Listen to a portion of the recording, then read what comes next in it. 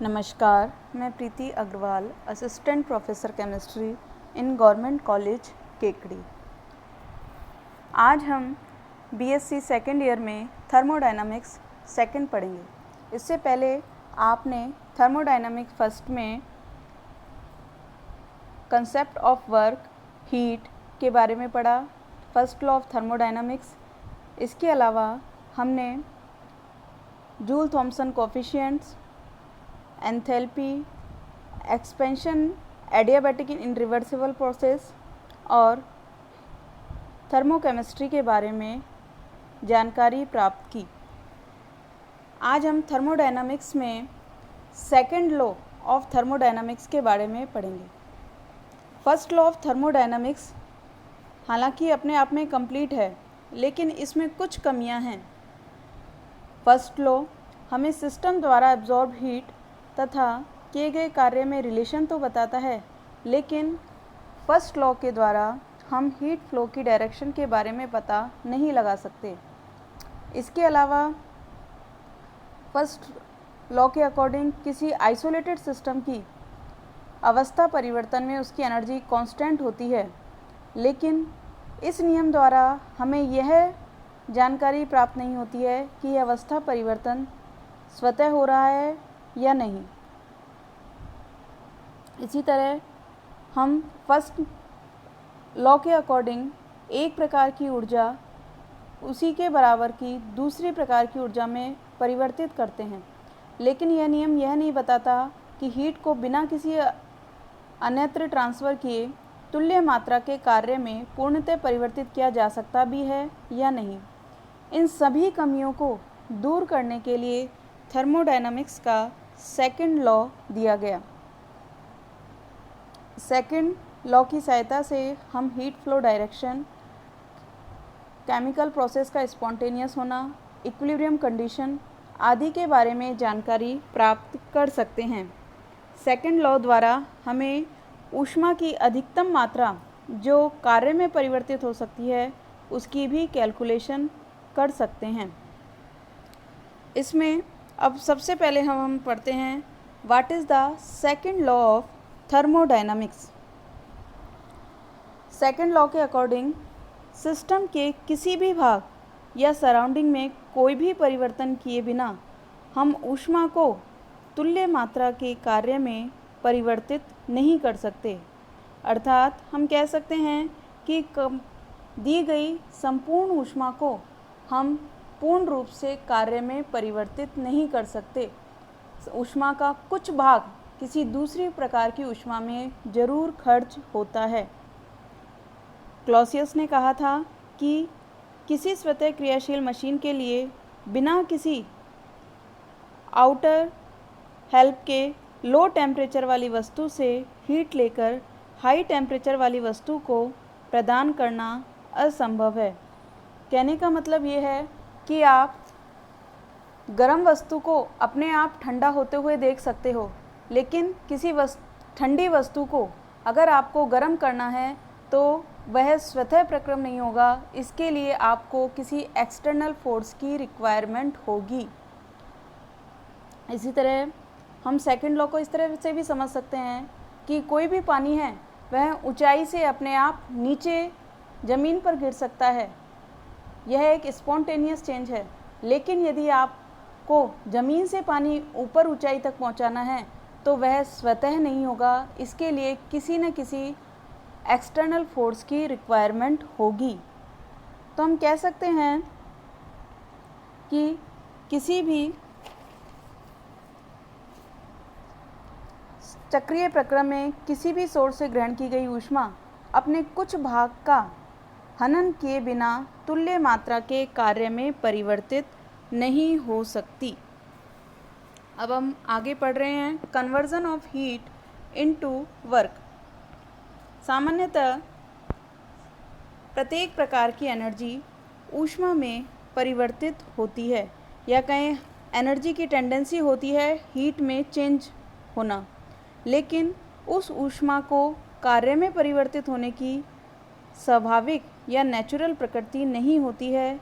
यह चेंज किसी external force या कहें किसी यांत्रिक विधि द्वारा ही संभव है, और यह यांत्रिक विधि कहलाती है आपकी हीट इंजन।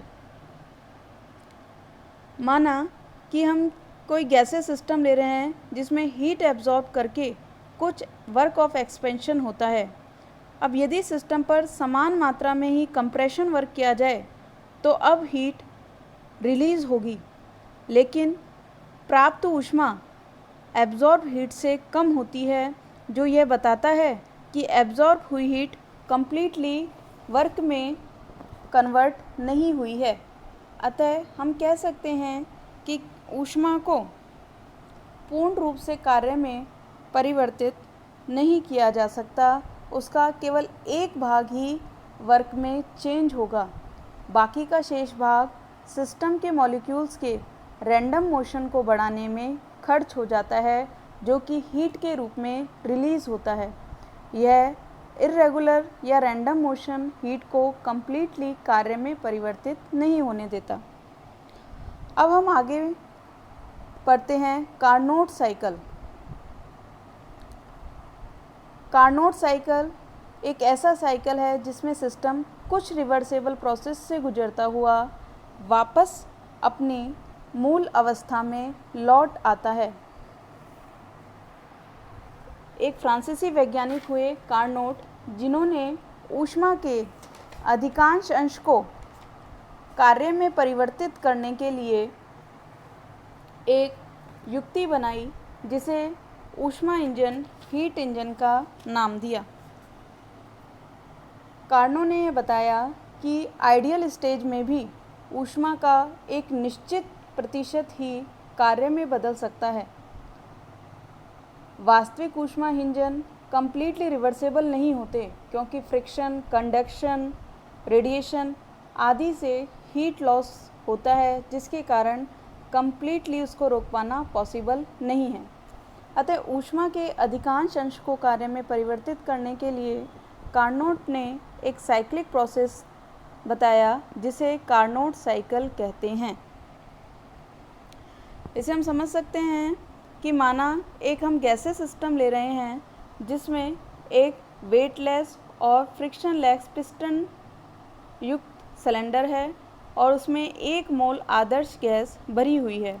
यह एक काल्पनिक ऊष्मा इंजन है जो 2 हीट रिजर्वायर के बीच में काम करता है। यहाँ सोर्स, जिसका सोर्स से मतलब है जिसका टेम्परेचर हाई है, जहाँ से हीट एब्जॉर्ब की जाएगी, उसका टेम्परेचर T2 है तथा दूसरे का टेम्परेचर T1 है, जो सिंक की तरह काम करता है। वह सिस्टम हीट रिजर्वायर कहा जाता है जिसका टेम्परेचर सिस्टम के प्रत्येक भाग में समान होगा। कार्नोट के कंप्लीट साइकिल को 4 रिवर्सेबल स्टेप्स में देखा जा सकता है। इन रिवर्सेबल स्टेप से गुजरकर सिस्टम वापस अपनी ओरिजिनल कंडीशन में आ जाता है।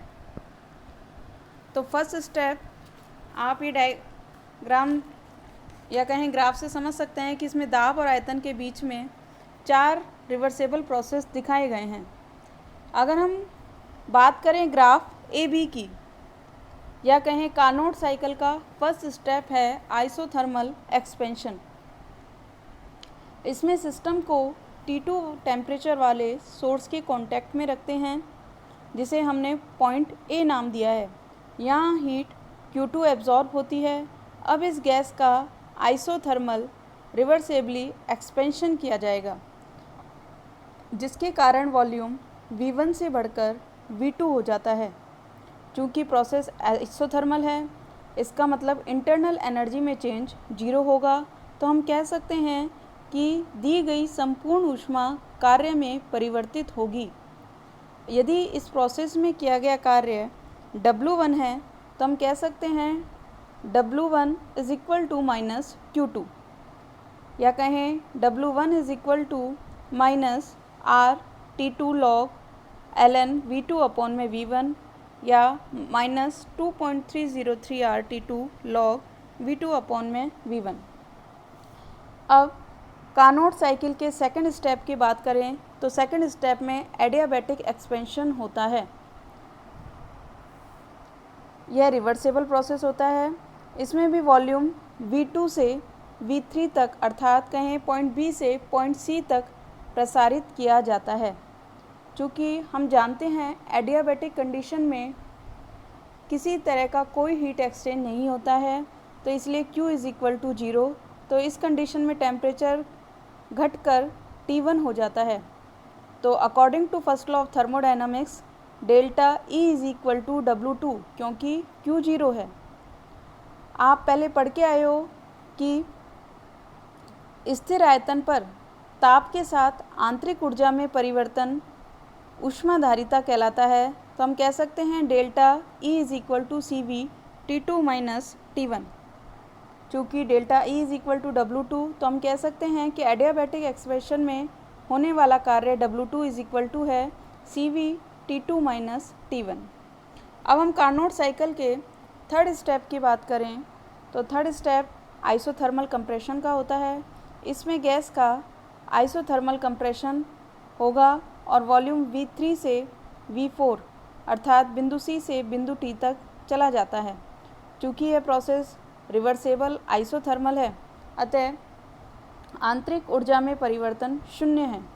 तो हम कह सकते हैं Q1 is equal to minus W3 और ये बराबर होगा RT1 ln V4 अपॉन में V3।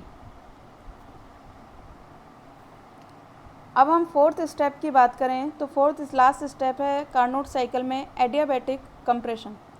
लास्ट स्टेप में गैस को एडियाबैटिकली कंडीशन में रिवर्सेबली वॉल्यूम V4 से वापस अपनी ग्राउंड स्टेट V1 पर लाया जाता है, अर्थात बिंदु D से बिंदु A तक कंप्रेस किया जाता है। इस कंप्रेशन में टेम्परेचर T1 से बढ़कर T2 हो जाता है। चूँकि एडियाबैटिक कंडीशन में हीट एक्सचेंज 0 होता है, क्योंकि वैल्यू 0 होती है, तो हम कह सकते हैं delta E is equal to W4 और वो हमें प्राप्त होगा W4 is equal to minus CV T1 minus T2। अब चारों स्टेप्स के बाद हम देख रहे हैं कि सिस्टम वापस अपनी पहली वाली पोजीशन में आ जाता है। तो यदि संपूर्ण साइकिल में किया गया कार्य W है, तो हम कह सकते हैं कि यह कार्य प्रत्येक पद में किए गए कार्य के योग के बराबर होगा, अर्थात W is equal to W1 plus W2 plus W3 plus W4। अब W1, W2, W3 और W4 की वैल्यू इसमें पुट करें तो हमें फाइनली प्राप्त होता है W is equal to minus RT2 ln V2 upon में V1 minus RT1 ln V4 upon में V3। यहाँ V2 और V3 फर्स्ट एडियाबैटिक ग्राफ तथा V4 और V1 सेकंड एडियाबैटिक ग्राफ पर प्रदर्शित किए गए हैं। चूँकि V2 और V3 तथा V4 और V1 एडियाबैटिक कर्व पर हैं, तो हम कह सकते हैं कि T2 V2 gamma minus 1 is equal to T1 V3 gamma minus 1, या कहें T2 V1 gamma minus 1 is equal to T1 V4 gamma minus 1। इन दोनों इक्वेशन से हम कह सकते हैं कि V2 अपॉन में V1 is equal to V3 upon में V4। ये वैल्यू पुट करेंगे आगे तो आपको फाइनली मिलेगा W is equal to minus RT2 ln V2 upon में V1 plus RT1 ln V2 upon में V1। तो W is equal to minus RT2 minus T1 ln V2 upon V1। ये है आपका कार्नोट साइकिल में किया गया कार्य। अब हम आगे देखें, यदि कंप्लीट साइकिल में एब्जॉर्ब हीट की वैल्यू Q है तो हम कह सकते हैं Q is equal to Q2 plus Q1। चूँकि Q2 इज़ इक्वल टू है RT2 ln V2 अपॉन में V1, आप देख चुके हैं पहले, और Q1 है RT1 is ln V4 upon में V3। तो total Q is equal to आपको मिलेगा RT2 ln V2 अपॉन में V1 plus RT1 ln V4 upon में V3।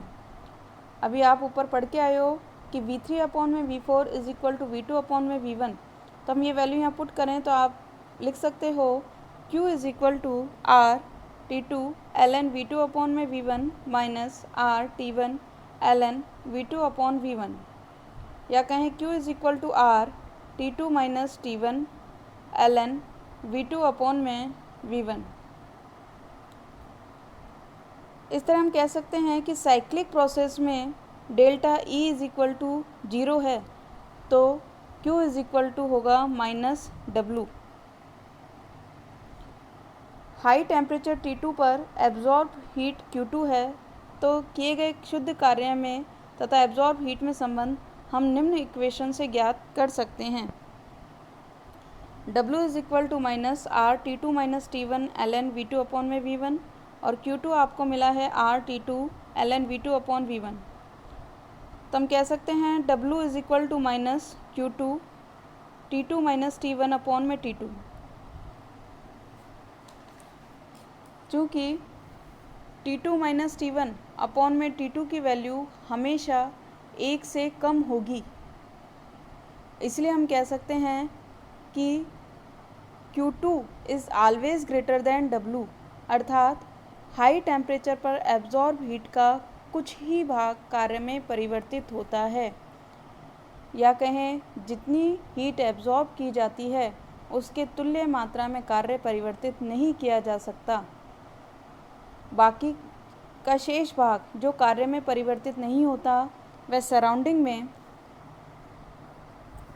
लो टेम्परेचर पर सिंक को दे दिया जाता है।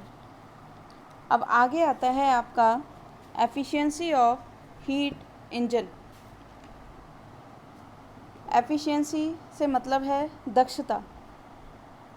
दक्षता किसी हीट इंजन में अवशोषित ऊष्मा का वह भाग है जो तुल्य मात्रा के कार्य में परिवर्तित होता है, अर्थात इसे हम नीटा से रिप्रेजेंट करते हैं, तो eta is equal to W upon में Q2।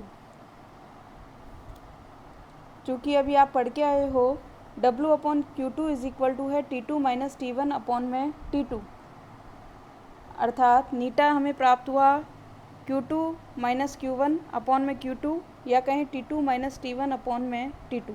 तो हम कह सकते हैं किसी भी इंजन की दक्षता केवल सोर्स और सिंक के टेम्परेचर पर ही डिपेंड करती है, कार्यकारी पदार्थ पर नहीं, क्योंकि इंजन की दक्षता हमेशा 100% से कम होगी, या कहें दक्षता कभी भी एक नहीं होती। तो सिस्टम द्वारा एब्जॉर्ब शुद्ध ऊष्मा का मान यदि Q है तो वो Q बराबर होगा Q2 माइनस Q1। तो हम नीटा बराबर लिख सकते हैं Q2 माइनस Q1 अपॉन में Q2। आज बस इतना ही, धन्यवाद।